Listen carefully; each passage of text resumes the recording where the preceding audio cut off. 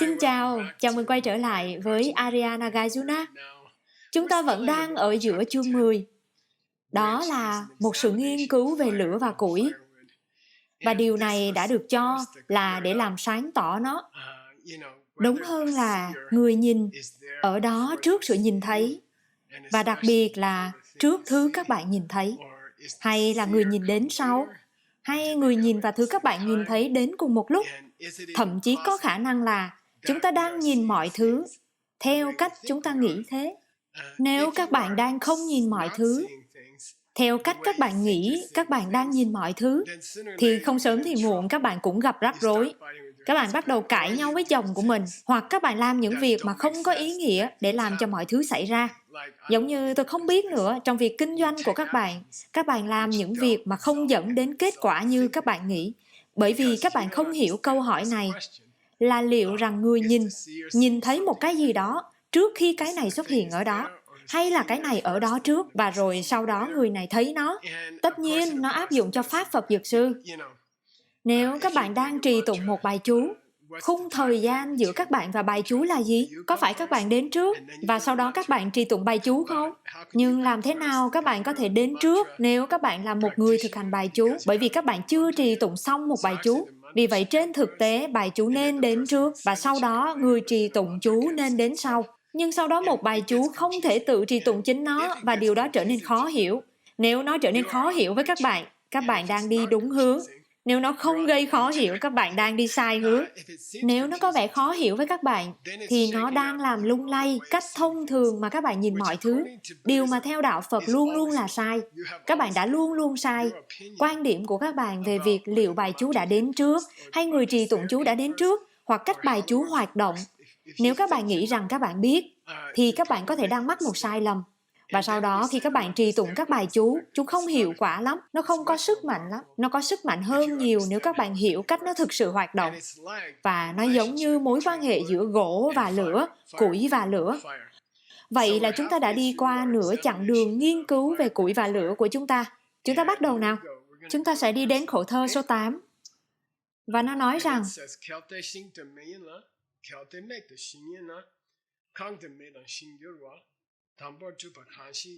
đây là một câu hỏi từ Ariana Gajuna. Kheo tê sinh tờ mê là liệu đó có phải là trường hợp mà chúng ta có một ngọn lửa mà đang phụ thuộc vào củi không? Hay kheo tê mê tờ sinh nọ, liệu nó có phải là một trường hợp mà chúng ta có gỗ phụ thuộc vào đặc tính của nó? Củi phụ thuộc vào đặc tính của nó để có được lửa. Vậy thì ngọn lửa phải đến trước, bởi vì nó không thể là củi. Nếu nó đã đến trước ngọn lửa, các bạn phải có một ngọn lửa. Sau đó các bạn nói, gỗ này là củi. Nhưng nếu các bạn không có gỗ trước khi nó trở thành củi, làm thế nào các bạn có thể có một ngọn lửa? Và làm thế nào các bạn có thể có một ngọn lửa từ gỗ mà không phải là củi? Một điều gì đó đáng ngờ ở đây, một điều gì đó sai. Kangdomena sinh ghê quá. Và một ai đó nói, tôi nghĩ kiểu như chúng phụ thuộc lẫn nhau.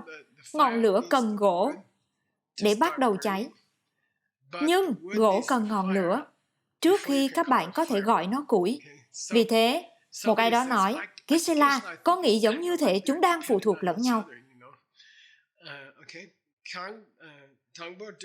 Tangbo Dupakansin. Nhưng rồi chúng ta vẫn còn có một câu hỏi là cái nào đã đến trước, con gà hay trứng? Cái nào đã đến trước, củi hay ngọn lửa? Tangbo Dupakansin có nghĩa là cái nào đã đến trước? Tại sao? Tại sao điều đó lại quan trọng? Bây giờ hãy nghe và suy nghĩ về nó. Bởi vì điều đến thứ hai luôn luôn phụ thuộc vào điều đến trước. Điều đến thứ hai luôn luôn phụ thuộc vào điều đến trước. Việc chữa lành bệnh ung thư bằng một bài chú đến thứ hai. Và điều đó phụ thuộc vào bài chú đến trước, phải không? Nhưng nếu bài chú phụ thuộc vào việc chữa lành, nói cách khác, nếu nó không chữa lành bệnh ung thư, thì nó không thực sự là những từ ngữ kỳ diệu, phải không? Nó không thực sự là một bài chú.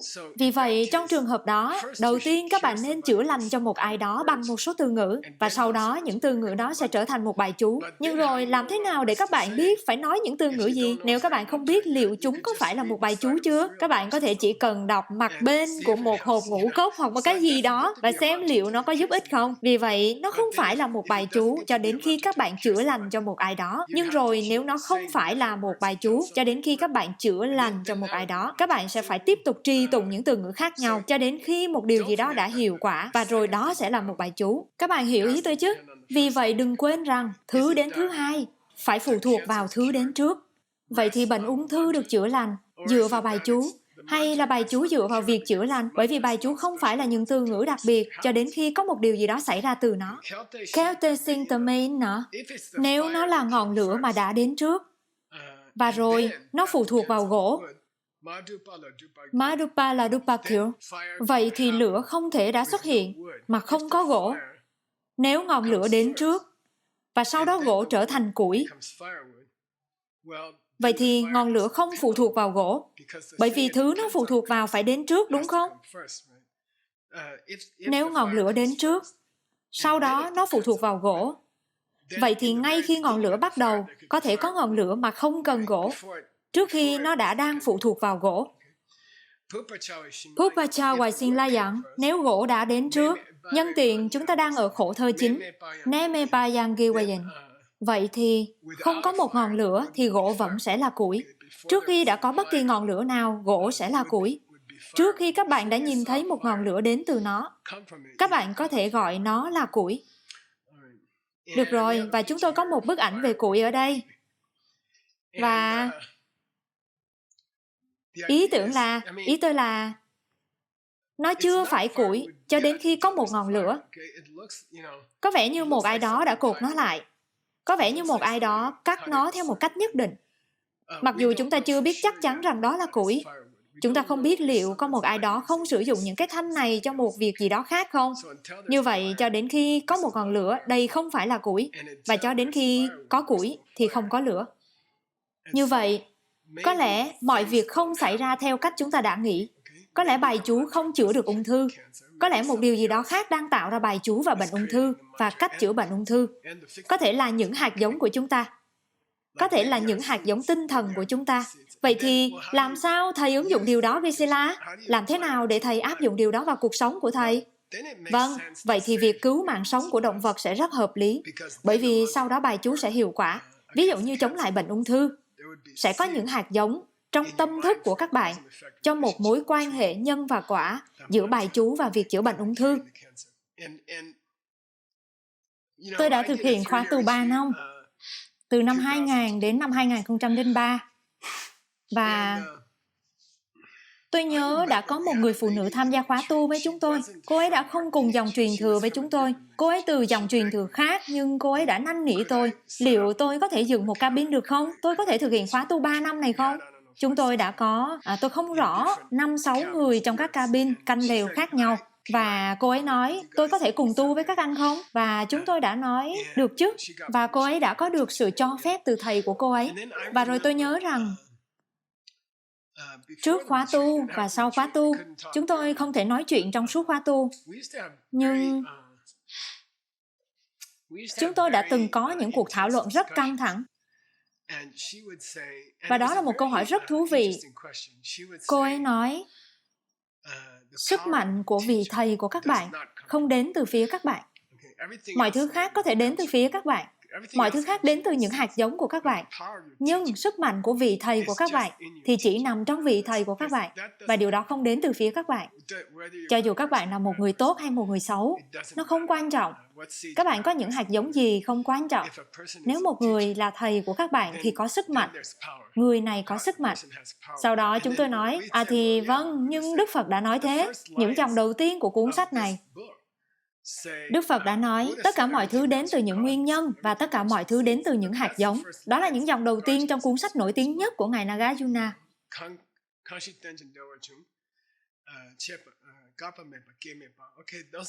Đó là những lời đầu tiên. Tất cả mọi thứ đến từ những hạt giống. Vì vậy, không phải là một bài chú có sức mạnh. Nó không phải là điều mà một bài chú có sức mạnh, ngay cả khi nó đã được nói ra bởi một vị Phật.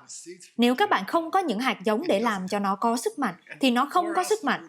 Hoặc nếu không thì Đức Phật đã sai. Hoặc nếu không thì người các bạn nói có sức mạnh đã không có sức mạnh. Được rồi, các bạn hiểu chứ? Nếu Đức Phật tự Ngài có sức mạnh, thì mọi điều các Ngài nói đều là sự thật. Nếu Đức Phật đã nói tất cả mọi thứ đều đến từ những hạt giống, và ngay cả sức mạnh của Đức Phật cũng đến từ những hạt giống. Được rồi, các bạn hiểu chứ? Và nó không thể sai, bởi vì Đức Phật mà các bạn nói không đến từ những hạt giống đã nói điều đó. Các bạn hiểu chứ? Được rồi. Được rồi, chúng ta bắt đầu thôi. Đó chính là Ngài Nagarjuna, phải không? Được rồi. Khổ thơ tiếp theo.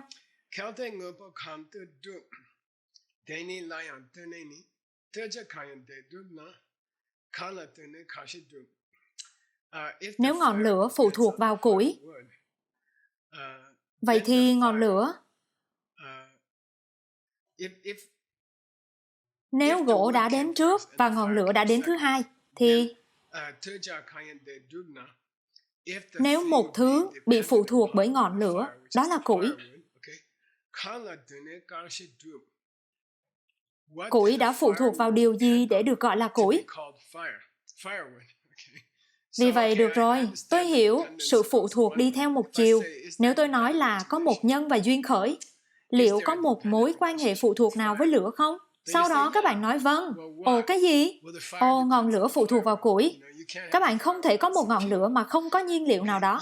Vâng, nhưng mặt khác, gỗ cũng phụ thuộc vào lửa. Đó là những gì được nói tới ở đây. Tơ ra có nghĩa là gỗ mà ngọn lửa đang phụ thuộc vào. Khanginde Dubna, ngay sau khi các bạn có củi. Vậy nó đã phụ thuộc vào cái gì để được gọi là củi? Đó là một câu hỏi. Tôi thích gọi nó là một cái thang không có tường. Đây là một bức ảnh về nó. Tôi đã mất một lúc, tôi đã cố gắng để làm một cái thang không có tường. Đó là điều gần như là bất khả thi. Nhưng dù sao thì nó đã không đến mức tuyệt vời. Nhưng hãy thử tưởng tượng một cái thang không dựa vào thứ gì. Thì điều đó là nó sẽ là gì nếu ngọn lửa đã là củi trước khi ngọn lửa bắt đầu. Thì các bạn có thể sẽ có một cái thang. Các bạn có thể leo lên một cái thang mà đã không dựa vào một bức tường. Việc dựa vào một bức tường là sự phụ thuộc. Và đó là nhân và duyên khởi. Và chúng ta sẽ nói nhiều về những từ chỉ sự phụ thuộc và ý nghĩa của sự phụ thuộc là gì.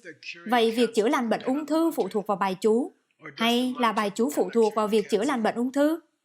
Hay cả hai đều phụ thuộc vào một thứ gì đó khác? Đó là những gì mà chúng ta sẽ đề cập đến. Và đó là những gì Ngài Nagarjuna sẽ nói đến. Có một lý do tại sao chúng ta đã thọ nhận những giới nguyện Bồ Tát từ buổi lễ của ai? Ngài Nagarjuna. Phải rồi, Ngài Nagarjuna. Chúng ta đã thọ nhận những giới nguyện của mình. Đó là sự cho phép mà chúng ta cần để học Pháp Phật Dược Sư. Chúng ta phải thọ nhận những giới nguyện và nghi lễ nổi tiếng nhất là của Ngài Nagarjuna. Vì vậy, có thể Ngài Nagarjuna biết một điều gì đó về Phật Dược Sư. Được rồi. Chúng ta bắt đầu nào. Khổ thơ 11.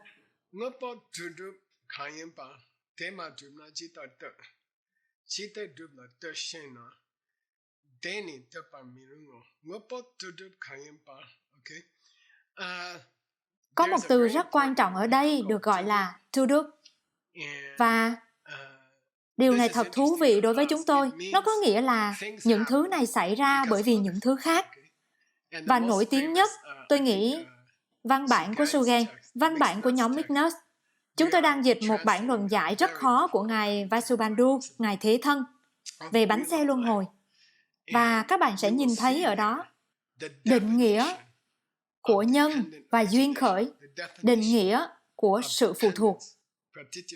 Pratitya Samutpanna là tuduk. Tuduk, đây là từ tuduk. Tuduk có nghĩa là mọi thứ thay đổi xảy ra dựa trên một thứ gì đó khác. Mọi thứ thay đổi trong vũ trụ xảy ra phụ thuộc vào một thứ gì đó khác. Và câu tuyên bố sớm nhất về nó là của Đức Phật. Và Ngài đã nói, nếu điều này xảy ra, thì điều kia sẽ xảy ra. Và nếu điều kia xảy ra thì điều này phải xảy ra. Và Ngài kiểu như thế này, các bạn có thể hiểu Ngài. Nếu điều này xảy ra, thì điều này sẽ xảy ra. Nó giống như mẹ của các bạn đã từng nói với các bạn, nếu con làm điều này sẽ xảy ra. Và nếu điều này xảy ra là bởi vì con đã làm điều này. Rồi tôi không biết nữa, sau đó nó đã trở nên phức tạp. Mọi người bắt đầu gọi nó là nhân và duyên khởi. Ban đầu nó đã rất đơn giản. Nếu các bạn làm điều này, các bạn sẽ có được điều này. Đó là thơ được.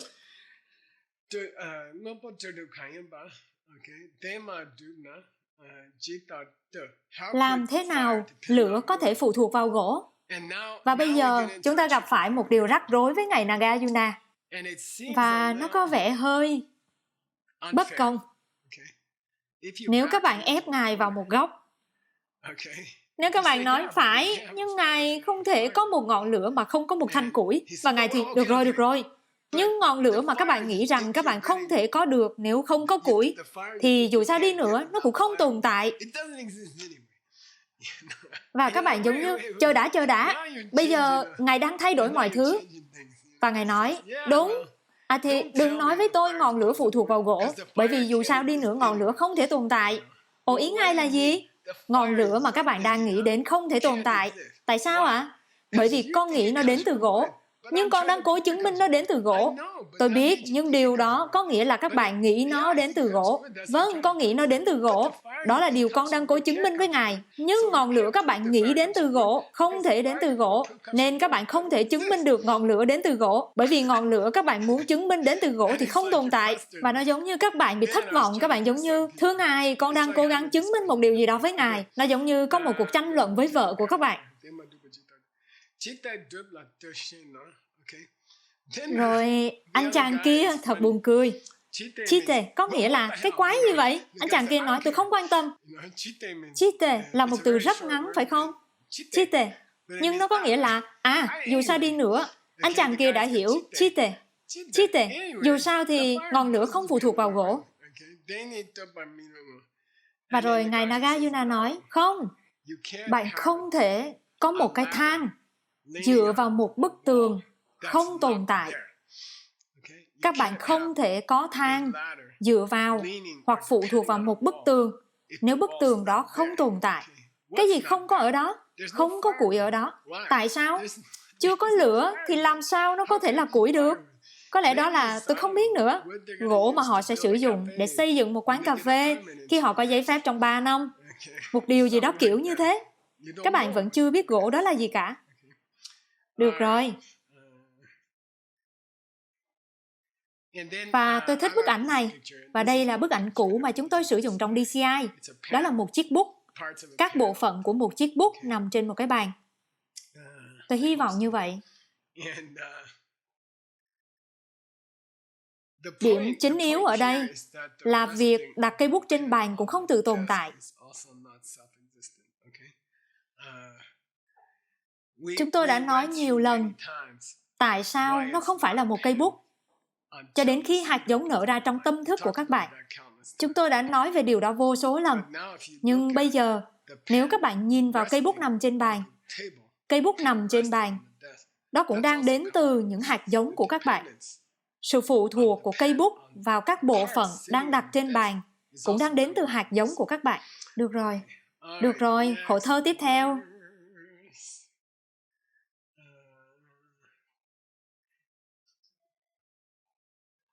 Bây giờ một số người nói rằng tôi có một lựa chọn. Gì vậy?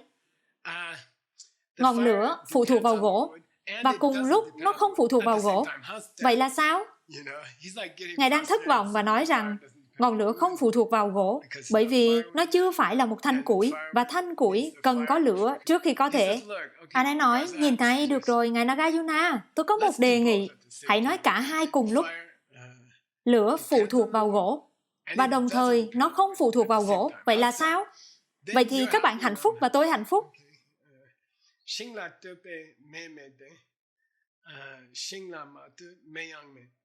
Không có lửa nào mà có thể phụ thuộc vào gỗ và cũng không có lửa nào mà không thể phụ thuộc vào gỗ.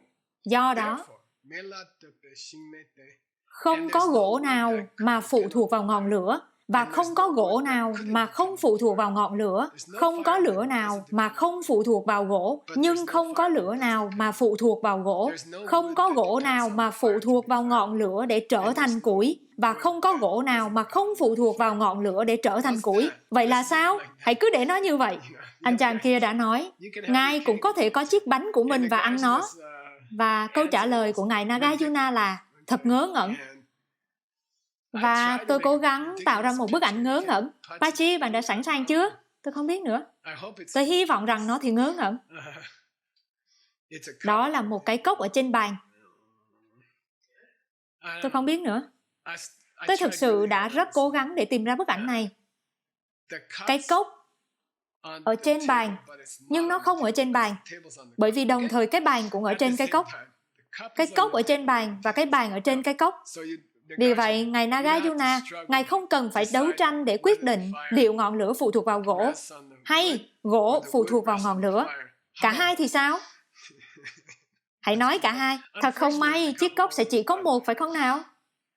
Và sau đó sẽ rất khó để tạo ra một bức ảnh về nó. Gần như là không thể, tôi nghĩ thế.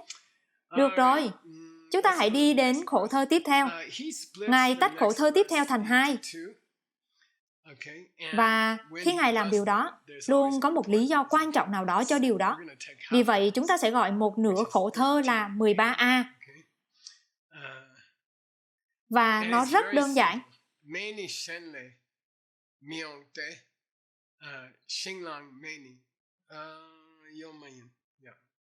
Và điều này có nghĩa là anh chàng kia nói,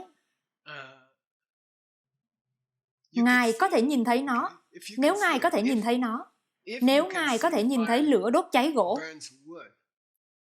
thì lửa có một bản chất và nó đốt cháy mọi thứ. Đừng nói với tôi rằng không có gì có bản chất riêng của nó.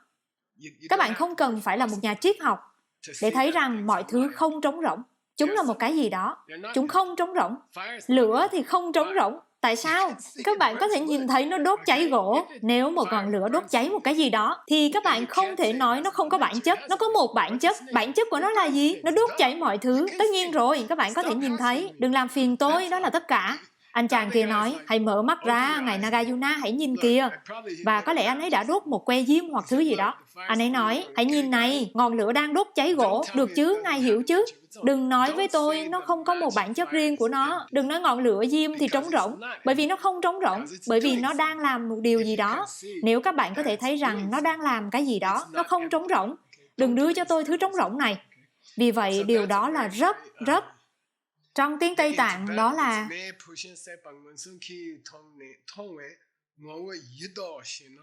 anh chàng kia nói, hãy nhìn xem, nếu một ngọn lửa đốt cháy một mảnh gỗ, thì ngon sung ghi thong nè. Nếu Ngài có thể nhìn thấy chuyện đó bằng chính nhãn cầu của mình, thì ngọn lửa có bản chất của riêng nó, và nó không trống rỗng với bất kỳ bản chất nào của chính nó.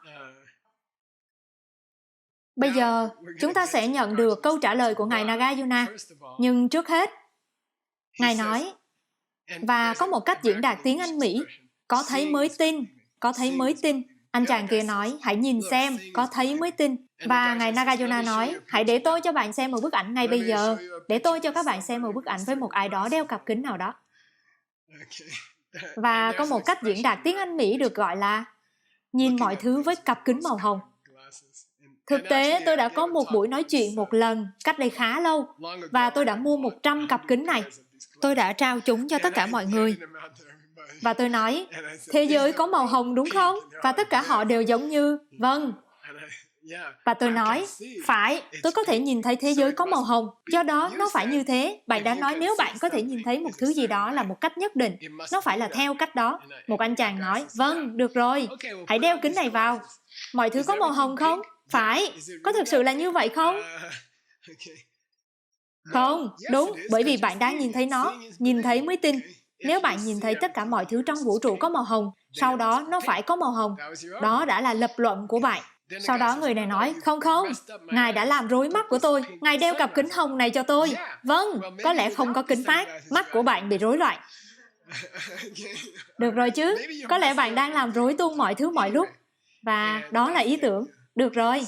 Vì vậy, lời dạy về bánh xe luân hồi Về cơ bản là thiết bị của bạn bị rối loạn. Đôi mắt của bạn đã bị nhuốm màu. Và bạn có thể nói, lửa phải phụ thuộc vào gỗ, bởi vì bất kỳ người ngu ngốc nào cũng có thể nhìn thấy nó. Đúng vậy, nhưng nếu theo cách bạn nhìn mọi thứ, bạn luôn luôn là một kẻ ngốc. Được rồi chứ? Được rồi. Ở đây lần nữa, chúng ta đi tới nửa khổ thơ tiếp theo.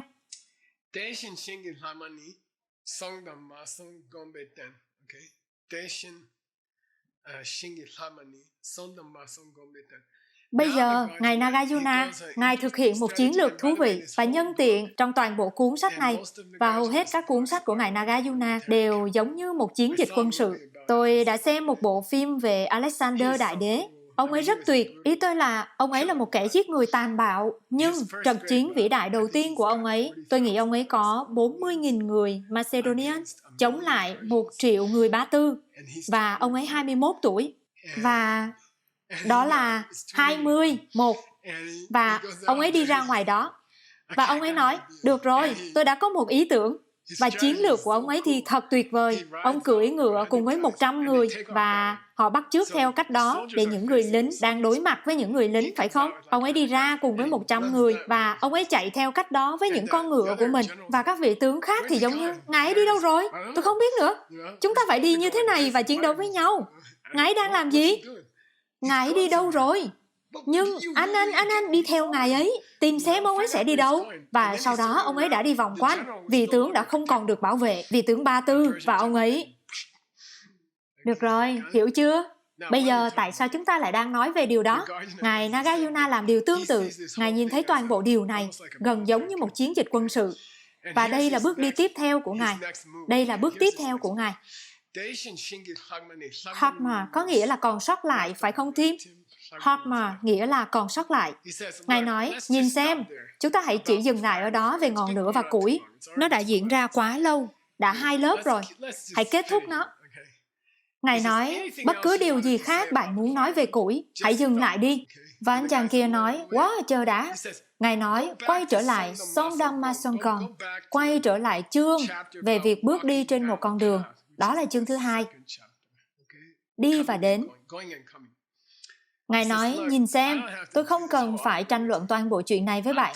Tôi chán chương này, chúng ta phải chuyển sang chương tiếp theo. Nó đã tốn quá nhiều thời gian. Chúng ta hãy vào chương tiếp theo. Nếu bạn muốn nói thêm về bất cứ điều gì khác về củi, bạn có thể quay lại và đọc chương thứ 2 một lần nữa. Tôi đã nói với bạn tất cả mọi thứ. Ngài đã nói gì với chúng ta trong chương thứ 2? Có ai không? Nhớ điều gì đó về 3 phần của con đường. 3 phần của một con đường. Các bạn có nhớ không? Có một phần các bạn đã bước qua. Sau đó có một phần các bạn sẽ bước tiếp tục. Và sau đó có một phần các bạn đang bước trên đó ngay bây giờ. Bây giờ câu hỏi là phần các bạn đang đi rộng bao nhiêu? Được rồi, giống như bàn chân của các bạn. Đây là con đường và gót chân của các bạn chạm vào trước. Và sau đó, các ngón chân của các bạn nhấc lên, phải không? Gót chân, bàn chân, ngón chân. Phần này là con đường các bạn đã đi. Phần này là con đường các bạn đã không đi. Bây giờ chính xác đâu là ranh giới giữa hai điều đó? Chà, nó phải được nửa đường rồi. Vâng, chúng ta hãy chờ cho đến khi các bạn đặt bàn chân xuống. Được rồi, và các bạn muốn gọi nó là nửa bàn chân? Vâng, đúng vậy, được rồi. Vậy đâu là điểm nửa chừng trên bàn chân của các bạn? Các bạn không thể tìm thấy nó. Các bạn thực sự không thể tìm thấy nó. Bất kỳ đường nào các bạn vẽ, nếu các bạn có thể thấy đường vẽ, nó đã có chiều rộng rồi. Vì vậy, nó đã có một phần mà các bạn đã đi rồi, và một phần mà các bạn chưa đi. Được rồi, chúng ta sẽ chia cái đó ra, Gisela. Được rồi, chia cái đó ra. Và sau đó nó lại có chiều rộng. Và có một phần các bạn đã đi, và một phần mà các bạn đã chưa đi. Và câu trả lời là không có phần nào mà các bạn đang đi trên đó ngay bây giờ. Các bạn luôn luôn đã đi trên một cái gì đó, hoặc sẽ đi trên một cái gì đó. Nhưng các bạn không bao giờ đang đi trên một cái gì đó. Vì vậy, nếu các bạn đang không đi trên một cái gì đó, làm thế nào các bạn có thể đã từng đi ở đâu đó trước đây? Và làm thế nào các bạn có thể từng đi trên một cái gì đó? Bởi vì các bạn đang không bước đi. Gisela, tất cả thật vớ vẩn, thầy chỉ đang lý sự thôi. Đúng, nhưng không, nó thì quan trọng. Các bạn nghĩ các bạn đang đi, nhưng các bạn không đi. Có thể con đường đang di chuyển được chứ? Có thể những hình ảnh tinh thần của các bạn đang lớn dần lên, lớn hơn khi các bạn đi qua một cánh cửa. Cánh cửa lớn hơn, cánh cửa nhỏ hơn. Các bạn gọi nó là bước tới một cánh cửa. Nhưng có thể các bạn đang không bước tới một cánh cửa. Có lẽ là tâm trí của các bạn đang tạo ra cánh cửa nhỏ, cánh cửa lớn, cánh cửa nhỏ, cánh cửa nhỏ. Có thể các bạn đang đứng ở cùng một chỗ mọi lúc. Một điều gì đó kiểu như thế. Gisela, điểm chính yếu của tất cả những điều đó là gì? Vậy thì nó có nghĩa là các bạn đang tạo ra cánh cửa và các bạn đang tạo ra lối đi tới cánh cửa và điều đó có nghĩa là các bạn có thể đi đến bất cứ đâu các bạn muốn. Nếu nó đang đến từ đây, vậy thì các bạn có thể đi bộ trên các hành tinh. Các bạn có thể thực hiện bồ đề tâm của mình. Đó là cách các bạn sẽ trở thành một vị Phật. Nếu các bạn trì tụng bài chú của Phật Dược Sư, các bạn trở thành Phật Dược Sư. Vậy tất cả những điều đó là gì? Thì sau đó các bạn có thể đi đến các hành tinh khác nhau và giúp mọi người cùng một lúc. Tại sao? Bởi vì hành tinh trở nên lớn hơn khi các bạn đến gần và hành tinh nhỏ hơn khi các bạn rời đến hành tinh tiếp theo. Tất cả những điều đó đến từ tâm thức của các bạn. Này, vậy tại sao không làm việc đó tất cả cùng một lúc? Và khi đó các bạn ở khắp mọi nơi và các bạn có thể giúp mọi người cùng một lúc. Đó là tất cả. Nếu việc đi tới các hành tinh khác đã đang đến từ bất kỳ nơi nào khác ngoại trừ những hạt giống của các bạn, thì điều đó là không thể. Các bạn không thể. Tại sao? Không có nơi các bạn đang đứng ngay bây giờ. Được rồi, các bạn hiểu chứ? Rất hấp dẫn. Nhờ tính không, các bạn có thể trở thành Phật Dược Sư. Và nếu các bạn không hiểu điều đó, các bạn sẽ không bao giờ trở thành Phật Dược Sư. Các bạn hiểu chứ? Và Ngài nói, quay trở lại với những gì tôi đã nói trước đây. Bây giờ, Ngài muốn đưa các bạn quay trở lại. Tôi có thể đi đến khổ thơ tiếp theo. Nhưng tại sao tôi không đưa các bạn trở lại khổ thơ vừa rồi? Và chúng ta không có điều này. Dù sao, tôi đã quay trở lại và có được toàn bộ chương thứ 2. Tất cả là về việc bước đi đó. Ngài Nagarjuna, các bạn có thể cảm nhận gần như Ngài mất kiên nhẫn. Bây giờ Ngài muốn bắt đầu chương thứ 11 của mình, phải không? Ngài nói, chỉ cần nhớ những gì ta đã nói với các con về việc đi bộ. Nhân tiện, mọi văn bản tôi đã xem hoặc nhiều văn bản, họ đã viết sai chính tả việc đi bộ. Và nếu các bạn đánh vần sai, nó sẽ trở thành sự thiền định. Và sau đó nó trở nên lộn xộn. Vì vậy, thật hữu ích khi biết tiếng Phạn. Được rồi.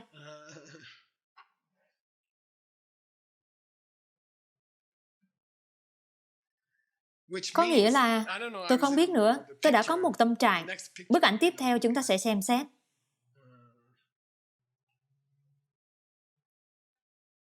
Đối với tôi, ứng dụng quan trọng nhất của lửa là làm bánh pizza trong một cái lò nướng gạch chịu lửa.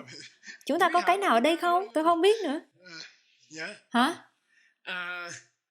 Vì vậy, nếu các bạn không thể quyết định là ngọn lửa đang nướng chiếc bánh pizza hay là do chiếc bánh pizza đang làm cho ngọn lửa được gọi là ngọn lửa, bởi vì nó được nấu chín bởi thứ đó, tôi nghĩ rằng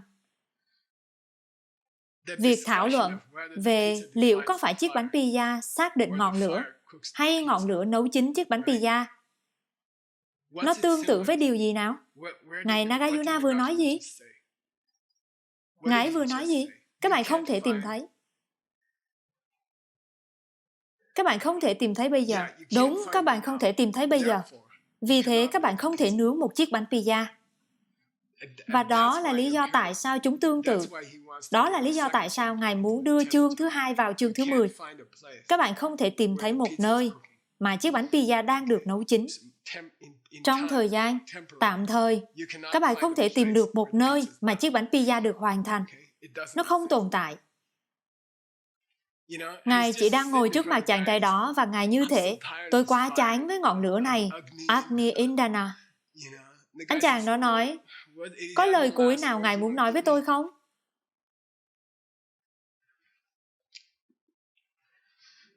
Bạn không thể có một chiếc bánh pizza. Tại sao? Không có khoảnh khắc khi nó được hoàn thành. Hiểu chứ? Bởi vì chiếc bánh pizza không phụ thuộc vào lửa và ngọn lửa không phải là một ngọn lửa bánh pizza cho đến khi bánh pizza được hoàn thành. Hiểu chứ? Tôi không biết tại sao tôi lại quyết định dùng một cái bánh pizza. Này Jake, hãy mua một cái bánh pizza. Được rồi.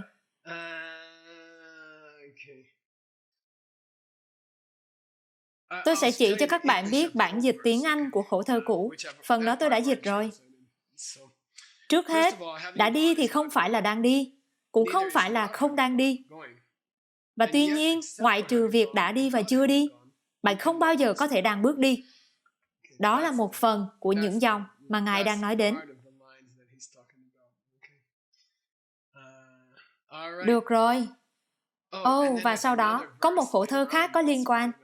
Và Ngài nói, lấy lửa làm ví dụ để chứng minh việc nhìn thấy không phải là một thứ gì đó mà có thể đi hoặc chưa đi, hoặc bước xuống, cung cấp một câu trả lời cho ai bị ràng buộc với việc nhìn thấy.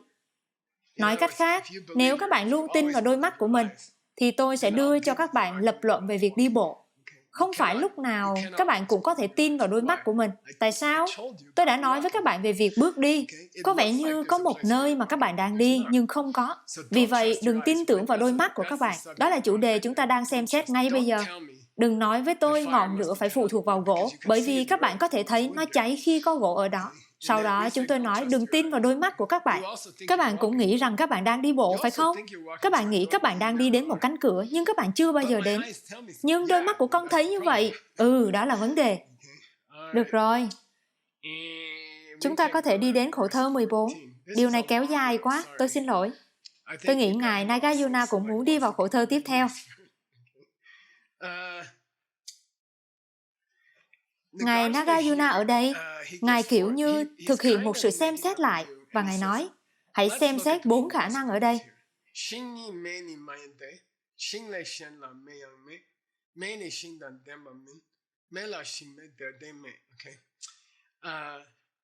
Đây là 4 khả năng. Vì vậy, Ngài Nagarjuna kiểu như đang tóm tắt. Nhìn này, gỗ không phải là lửa. Gỗ không phải là lửa. Tại sao? Và nhân tiện, tôi muốn các bạn nghĩ về điều này. Bởi vì cách Ngài Johnny Lama thực hiện nó hơi phức tạp. Các bạn sẵn sàng chưa? Gỗ không phải là ngọn lửa. Bởi vì trong trường hợp đó, chủ thể sẽ là hành động đó.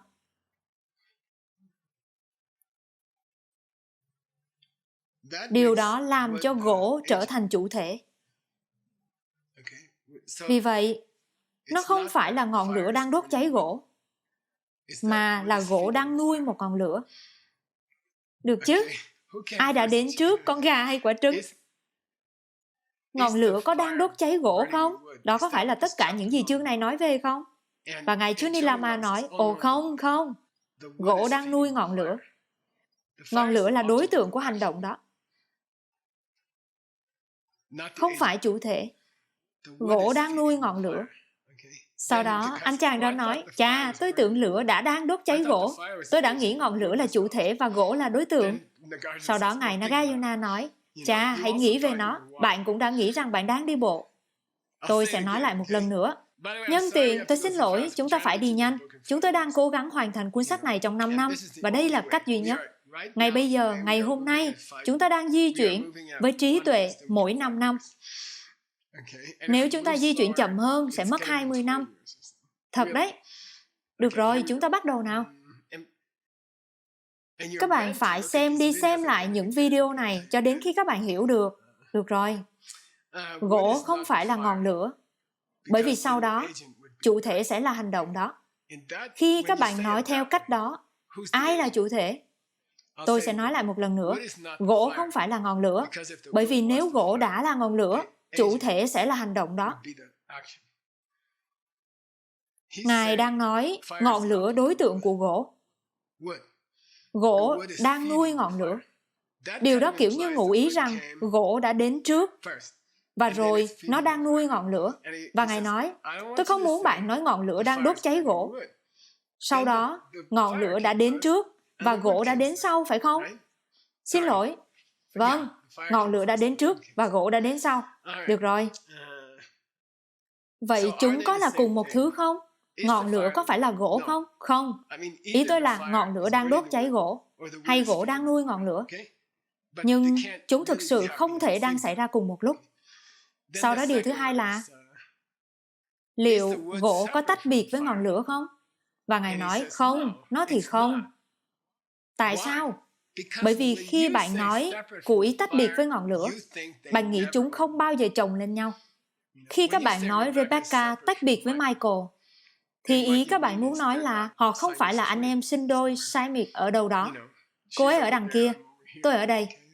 Vì vậy, phải có một ranh giới nào đó giữa họ. Điều đó có nghĩa là họ không chồng lên nhau. Họ không thể chồng lên nhau. Vâng, được rồi, nếu họ không bao giờ chồng lên nhau, thì họ không thể có một mối quan hệ. Không thể được. Nếu ngọn lửa không bao giờ chạm vào gỗ, thì không thể có sự đốt cháy. Nhưng nếu ngọn lửa chạm vào gỗ, thì có một chỗ nơi mà gỗ chính là ngọn lửa. Không, gỗ ở đằng kia, ngọn lửa ở đằng kia, Gisela. Và chúng tiếp xúc nhau. Đúng, nhưng mà chúng tiếp xúc ở đâu? Có một điểm nơi mà chúng tiếp xúc với nhau. Vì vậy, chúng phải chồng lên nhau trong một không gian nhỏ bé đó. Nếu chúng không chồng lên nhau, thì luôn luôn có một ranh giới nào đó giữa chúng. Thì không có cái này có thể đốt cháy cái kia, bởi vì cái này không bao giờ chạm vào cái kia. Nếu cái này chạm vào cái kia, thì phải có một kiểu chồng lên nhau nào đó ở đó.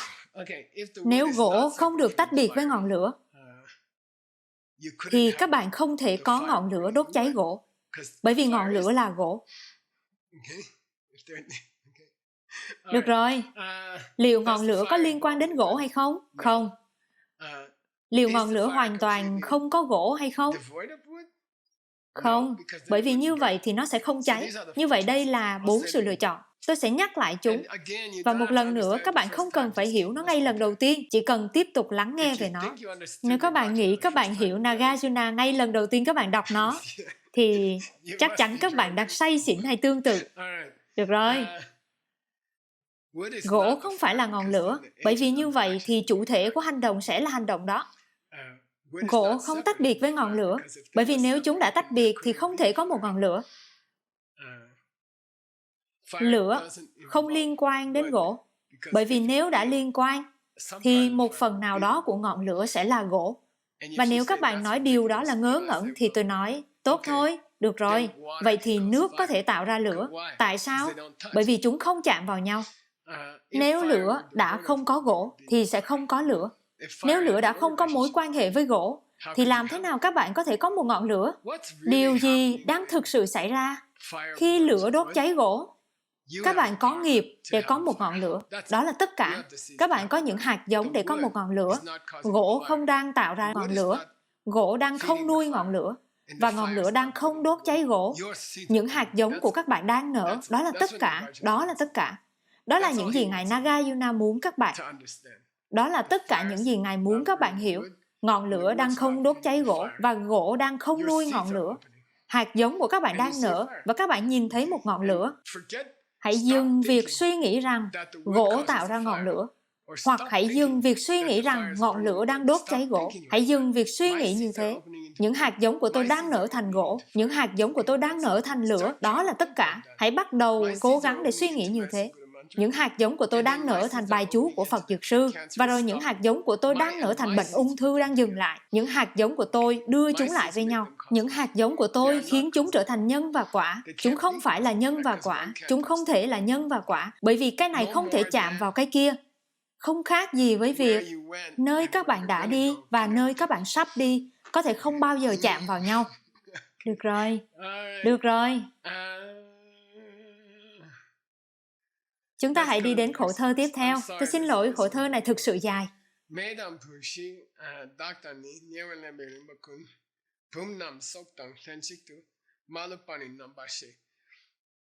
Đây là một khổ thơ khá sâu sắc. Ngài nói, nhìn kìa, chúng ta đã trải qua cả 2 lớp học, nói về gỗ và lửa. Tôi muốn các bạn áp dụng điều đó vào tất cả các hành động của mọi người. Ví dụ như, với những gì chúng ta đã có trong những chương trước, việc thấy, nghe, ngửi, nếm, cảm nhận, có một chủ thể mà là nhãn cầu của các bạn. Có một màu xanh ở ngoài đó, chủ thể tác động đến đối tượng. Hãy thử, khi các bạn đang vật lộn với việc hiểu, làm thế nào các bạn có thể nhìn thấy một cái gì đó? Khi các bạn đang vật lộn để hiểu, làm thế nào bài chú có hiệu quả? Xin vui lòng chỉ cần quay trở lại với ngọn lửa và gỗ. Đó là những gì Ngài đang nói. Ngài nói sử dụng nó cho tất cả mọi thứ. Sau đó Ngài nói Pumnam, Pumba, tim biết, cốc cà phê. Và Nambu có nghĩa là một cuộn vải. Anh ấy chỉ đang lấy 2 thứ vào phòng, cặp kính và cốc cà phê. Cặp kính và cốc cà phê. Những gì tôi đã nói về ngọn lửa và củi. Những gì tôi đã nói về con mắt, nhãn cầu và màu xanh. Nhìn này, Ngài đang nói nó thì tương tự đối với tất cả mọi thứ. Cặp kính, những cốc cà phê, những cái bình, những cuộn vải, nó thì tương tự đối với tất cả mọi thứ. Các bạn có thể giải thích mọi thứ trên thế giới nếu các bạn hiểu rõ lập luận lửa và củi này. Cái gì? Ngọn lửa đang không đốt cháy củi và củi đang không nuôi ngọn lửa. Nếu các bạn có thể hiểu được điều đó, được rồi, thì các bạn hiểu tất cả mọi thứ. Hãy áp dụng nó vào tất cả mọi thứ. Tôi có một bức ảnh ở đây. Tôi đã cố gắng suy nghĩ về hai thứ trên thế giới. Hai thứ trên thế giới. Tôi không biết nữa. Hai thứ đó nên là một cái tủ lạnh và một cái xe hơi. Có lẽ tôi đã làm nó lộn xộn. Ồ đây rồi. Vâng, các bạn có thể áp dụng nó vào tất cả mọi thứ. Những cái tủ lạnh, xe hơi, cuộn vải. Ngày xưa họ đã không có xe hơi và tủ lạnh. Vì vậy, Ngài phải nói về những cuộn vải và nước. Bình nước là một ví dụ phổ biến, bởi vì đã không có hệ thống ống nước trong bất kỳ ngôi nhà nào. Các bạn phải có một chiếc bình. Đó là một ví dụ tốt, bởi vì nó luôn luôn có sẵn. Các bạn luôn luôn có một cái. Nếu các bạn đã từng sống trong một ngôi làng ở Ấn Độ, cái Kailash, cái bình nước, hoặc cái bình là một vật rất quan trọng trong cuộc sống của các bạn. Đó là tất cả nước của các bạn để dùng cho cả ngày. Các bạn đi bộ một dặm đường để đến một cái giếng. Các bạn lấy nước và các bạn đặt nó trên đầu của mình. Các bạn mang nó về nhà và đó là những gì các bạn dùng để giặt rửa. Đó là những gì các bạn dùng để nấu ăn. Đó là những gì các bạn... Đúng, được rồi, tôi đã luôn có một khổ thơ khác ở đây. Tôi không biết chuyện gì đã xảy ra. Ồ, đây là khổ thơ cuối cùng. Tôi nghĩ vậy và nó rất buồn cười. Đúng, đó là khổ thơ cuối cùng. Rất dễ thương. Ngài nói rằng, nhìn này, nếu các bạn nghĩ ngọn lửa và gỗ là cùng một thứ, hoặc nếu các bạn nghĩ ngọn lửa và gỗ thì tách biệt nhau, tôi không nghĩ là các bạn thông minh. Keso có nghĩa là Kepa, đúng không Tim? Dạ vâng, say. Nếu các bạn nghĩ ngọn lửa là gỗ, hoặc nếu các bạn nghĩ ngọn lửa và gỗ tách biệt nhau, tôi không nghĩ rằng các bạn quá thông minh. Và đó là lời cuối cùng của Ngài. Và Ngài kiểu như sỉ nhục. Lời cuối cùng. Keso nhằm có nghĩa là nếu các bạn nghĩ các bạn là một người thông minh, mi xem, tôi không nghĩ vậy. Nếu các bạn không hiểu được lập luận ngọn lửa, củi, thì các bạn là một kẻ ngốc. Đó là tất cả, được rồi. Và nếu các bạn là một kẻ ngốc, thì các bạn sẽ luôn gặp đau khổ. Bằng cách nào đó, các bạn sẽ luôn gặp đau khổ. Bây giờ tôi đã nghĩ, vì chúng ta còn một vài phút. Ôi trời, máy tính của tôi vừa bị hỏng. Ồ, vâng.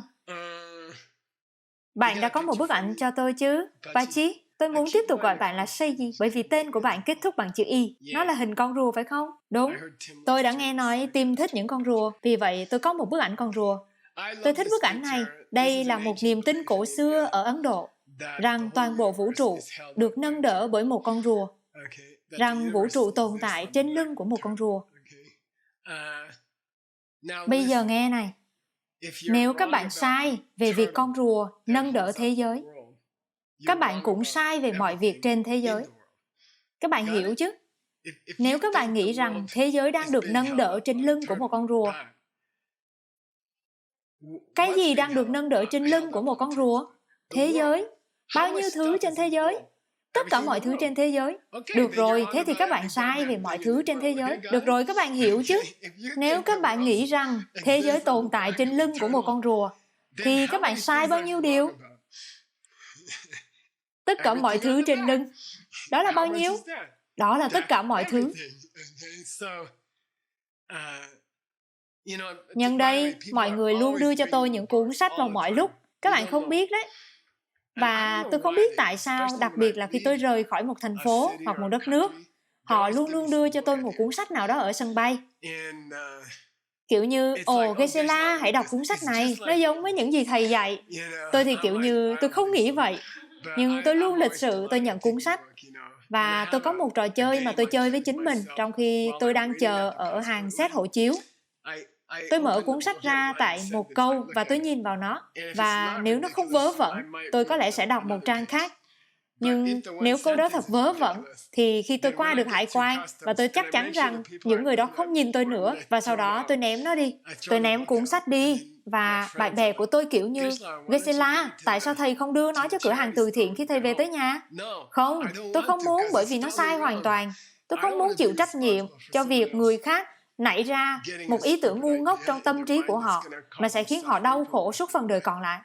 Không, điều duy nhất tôi có thể làm với cuốn sách này là ném nó đi và hy vọng rằng anh chàng đổ rác không đọc nó. Tôi không phải là người theo môn phái nào. Tôi chỉ muốn nói, nếu ngài Nagarjuna đúng tính đến thời điểm này, thì tất cả mọi thứ chúng ta biết, tất cả mọi thứ mà đã được dạy cho tôi tại trường đại học Princeton đã sai. Tất cả mọi thứ, đó đã là tất cả mọi thứ trên lưng của một con rùa. Tiền đề cơ bản đã sai. Tất cả mọi thứ về nó đều đã sai. Một điều có thể gây ra điều khác, điều đó là sai. Được rồi, vậy thì tất cả khoa học, tất cả triết học, tất cả âm nhạc, tất cả nghệ thuật, mọi thứ đều sai. Được rồi, các bạn hiểu chứ? Tất cả mọi thứ. Nếu các bạn nghĩ rằng thế giới nằm trên lưng của một con rùa, thì tất cả mọi thứ các bạn nghĩ về thế giới này là sai, ở một mức độ cơ bản, Được rồi.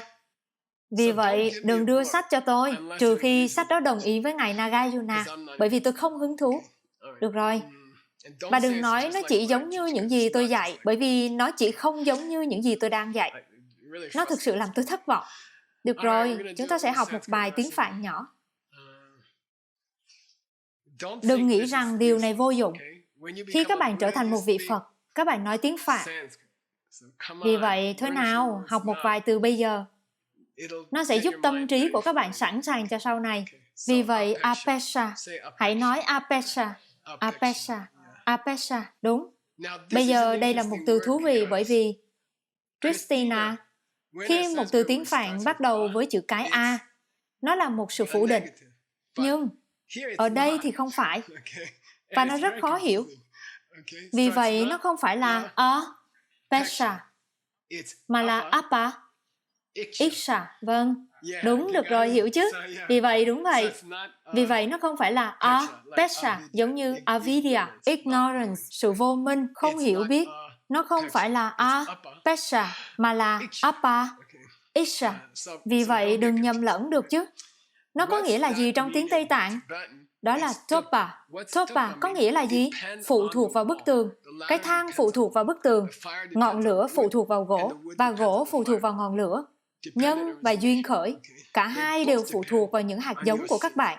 Không phải là ngọn lửa phụ thuộc vào gỗ, và không phải là những thanh gỗ phụ thuộc vào ngọn lửa. Chúng đều đang phụ thuộc vào bộ não và những hạt giống của các bạn. Các bạn hiểu chứ?